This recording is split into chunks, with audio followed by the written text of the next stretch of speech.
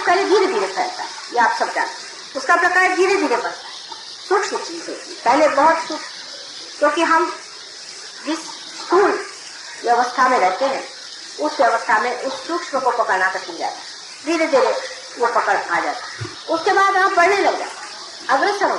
सहस्त्रार का एक पर्दा खुलने से ही कुंडली में ऊपर आ जाए, लेकिन उसका प्रकाश चारों तरफ जब तक नहीं फैलेगा, सिर्फ ऊपर कुंडली में आ जाने से आपने सदाशिव के पीठ को नमस्कार कर, आपके अंदर के आत्मा का प्रकाश धुंधला धुंधला बहना, लेकिन अभी इस मस्तिष्क से वो पूरा किया। अब आश्चर्य की बात है कि आप अगर मस्तिष्क से इसको फैलाना चाहे तो नहीं फैला।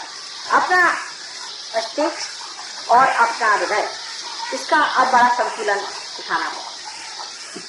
आपको तो पता ही है कि जब आप अपने बुद्धि से बहुत ज्यादा काम करते हैं तो हार्ट फेलियर हो जाता है, और जब आप हार्ट से बहुत ज्यादा काम करते हैं तो आपका ब्रेन फेलियर। इनका एक संबंध बना ही हुआ, पहले से बना, बहुत गहन संबंध, और उस गहन संबंध की वजह से जिस वक्त आप पार हो जाते हैं, इसका संबंध और भी गहन होना पड़ता है। हृदय और इस ब्रेन का संबंध बहुत ही घना होना चाहिए। जिस वक्त ये पूरा इंटीग्रेट हो जाता है तब चित्त आपका जो है पूर्णतः परमेश्वर स्वरूप है। ऐसा ही कहा जाता है हठ योग में भी कि मन और अहंकार दोनों का लय हो जाता है। लेकिन इस ऐसी बात करने से तो किसी को समझ ही नहीं आएगा इसका लय कैसे होगा। मन और अहंकार, वो मन के पीछे लगे रहते हैं, अहंकार के पीछे लगे रहते हैं। अहंकार को मारते रहो तो मन बढ़ जाता है, मन को मारते रहो तो अहंकार बढ़ जाता है। उनको समझ नहीं आता ये पागलपन क्या है, ये किस तरह से किया जाए। मन और अहंकार दोनों को किस तरह से किया, उसका एक ही द्वार है, आज्ञा। आज्ञा चक्र पे काम करने से मन और अहंकार जो है पूरी तरह से लय हो जाए, और वो लय होते ही हृदय और ये जो ब्रेन है इनमें पूरा सामंजस्य पहले आ जाता है, रिकॉर्ड। लेकिन एकता नहीं है, इस एकता को ही हमको पाना है।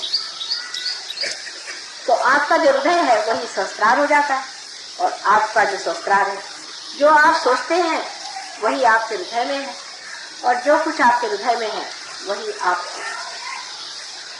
ऐसी जब गति हो जाए तो कोई भी तरह की आशंका, कोई भी तरह का अविश्वास, किसी भी तरह का भय, कोई सी भी चीज नहीं। जैसे आदमी को भय लग गया तो उसे क्या करते हैं, उसको ब्रेन से सिखाते हैं कि देखो भाई भय करने की कोई बात नहीं, देखो तुम तो बेकार चीज को डर रहे थे, ये देखो प्रकाश लेकर।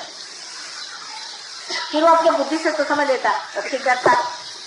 लेकिन जब दोनों चीज एक हो जाए, आप इस बात को समझने की कोशिश कि जिस मस्तिष्क से आप सोचते हैं, जो आपके मन को समझाता है और संभालता है,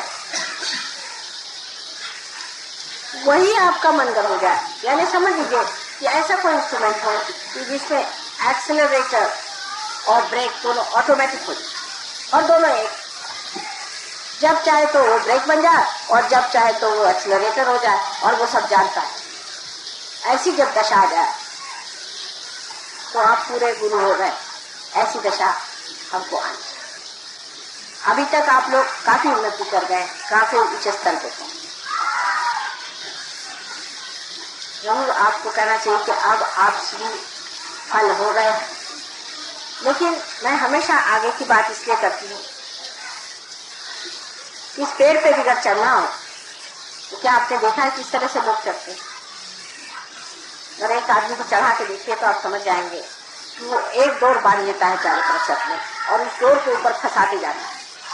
वो डोर जब ऊपर फंस जाता है तो उस पर वो चढ़ता है। इसी तरह से अपनी डोर को ऊंची फंसाते जाना, और यही जब आप सीख लेंगे तभी आपका चलना बहुत जल्दी हो। पर ज्यादातर हम डोर को नीचे फंसाते हैं। सहयोग में आने के बाद भी डोर हम नीचे की तरफ फंसाते हैं और कहते माँ हमारी तो कुछ प्रगति नहीं। अबे होगी क्या कि जब तुम डोर ही उनकी तरफ फंसा के नीचे उतरने की व्यवस्था करती हो। जिस वक्त नीचे उतरना तो डोर की फंसाने की जरूरत नहीं, आप जरा सा ढील दे दीजिए, दर आप नीचे चले। वो तो इंतजाम पहले से बना हुआ नीचे आने का, ऊपर चढ़ने का इंतजाम बनाना पड़ता। तो कुछ बनने के लिए मेहनत करनी पड़ती है, और जो पाया उसे खोने के लिए कोई मेहनत की जरूरत है। आप सीधे चले आइए जमीन पर, उसमें कोई तो प्रश्न खड़ा नहीं होता। इसको अगर आप समझ लें इस बात को, तो आप जान लेंगे कि नजर अपनी हमेशा ऊंची है। कल कोई से भी सीढ़ी पर आप खड़े हैं, लेकिन आपकी नजर ऊंची है, वो आदमी उस आदमी से बहुत ऊंचा है जो ऊपर खड़े होकर के भी नजर नीचे रखता। इसीलिए कभी कभी बड़े पुराने सहयोगी भी धक से नीचे चले आते हैं। लोग बताते हैं कि हाँ ये तो बड़े पुराने सहयोगी थे, इतने साल से आपके साथ रहे, ये किया वो किया, पर नजर तो उनकी हमेशा नीचे रखी। तो मैं इसे क्या करूँ, अगर नजर नीचे रखी तो वो चले आएंगे। नजर हमेशा ऊपर आनी चाहिए। अब इसे भी फल को देखना है तो नजर आपकी, इनकी भी नजर, इन सब की नजर ऊपर, क्योंकि बगैर नजर ऊपर किए हुए वो जानते ना हमें सूर्य को पा सकते हैं, न ये कार्य हो सकता है, न तो हम श्रीफल बना। वृक्ष को बहुत अच्छे से देखना चाहिए और समझना चाहिए। सहयोग आप वृक्ष से बहुत अच्छे से सीख, बड़ा भारी ये आपके लिए गुरु है। जैसे कि जब हम वृक्ष की ओर देखते हैं तो पहले देखना चाहिए कि ये अपनी जड़ों को कैसे बैठा, पहले अपनी जड़ को ही संभाल लेता है। और जड़ को संभालने के लिए ये क्या करता है, जड़ में घुसा जाता है।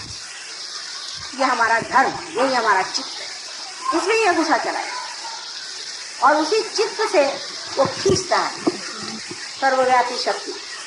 ये तो उल्टा पेड़ है, ऐसा कोई ये कुछ, उस सर्वव्यापी शक्ति को ये जड़ खींचने लगा और इसको खींचने के बाद में आखिर उसको खींच के करना क्या, फिर उसकी नजर ऊपर जाती है और इसी प्रकार वो श्रीफल बना। आपका सहस्त्रार भी इसी श्रीफल जैसा माँ को अत्यंत प्रिय और इसी सहस्त्रार को समर्पण करना। अनेक लोगों ने कल मुझसे कहा कि माँ हाथ में तो ठंडा आता है, पैर में भी ठंडा आता है, तो ध्यान नहीं। वहाँ कौन बैठा हुआ, बस इसको जान लेना चाहिए, यहाँ की ठंडक आ जाए।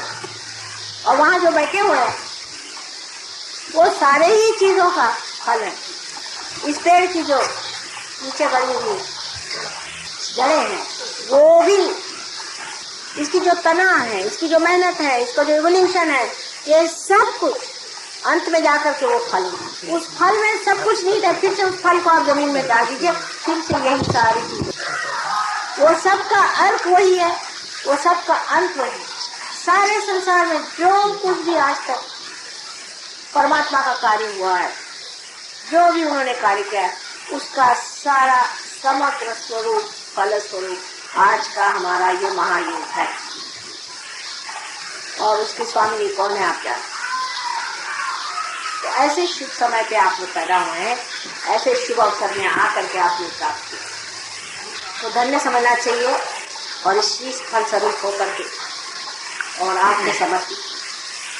पेड़ से जब भी फल हटाया जाता है जब वो परिपक्व होता है, नहीं तो बेकार है। तो उससे पहले तो माँ को नहीं दिया, इसके परिपक्वता के बचपना छोड़ दे। जब तक बचपना रहेगा आप पेड़ पे चिपके रहेंगे, लेकिन समर्पण के लिए पेड़ पे चिपका हुआ फल किसका होगा, इस पेड़ से हटा करके जब वो समर्पित हो तभी माना जाता है कि पूजा संपन्न हुई। इसके सहज समझने के लिए एक बड़ा भारी आपके सामने प्रतीक रूप से स्वयं साक्षात श्री फली खड़ा हुआ है। ये बड़ी मेहरबानी हो गई कि आज यहाँ पर हम लोग सब एकत्रित हुए और इस महान समारोह में इन सब पेड़ों ने भी हमारा साथ दिया। ये भी सारी बातों से नाजिक, ये भी पंडित और ये भी सुन रहे हैं, इसी ताल पे ये भी नाच रहे हैं, ये भी समझ रहे हैं कि बात क्या है। इसी प्रकार आप लोग के भी ये श्रीफल है, उसको पूरी तरह से उसको परिपक्व करने का एक ही तरीका है कि अपने हृदय से सामंजस्य बना, हृदय से एकाकार होने की। हृदय में और मस्तिष्क में कोई भी अंतर नहीं है। हृदय से इच्छा करते हैं और मस्तिष्क से उसको पूर्ति करते हैं। दोनों चीज जब एकाकार हो जाएगी तभी आपको उसका पूरा लाभ। अब सर्वसाधारण लोगों के लिए सहयोग एक बड़ी सीक्रेट बात है, इनकी समझ नहीं आएगी, क्योंकि उनका जीवन ही रोजमर्रा का उसी लेवल का, उसी इस पे चलते। लेकिन आपका लेवल अलग, आप अपने लेवल से नहीं।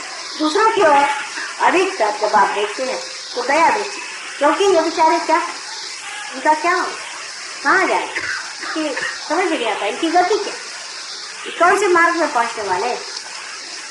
इसको समझ करके और आप लोग ये समझे कि इनको अगर समझाने से समझ आ जाए सहयोग तो बहुत अच्छा है, समझाया जाए, उनको बताया जाए।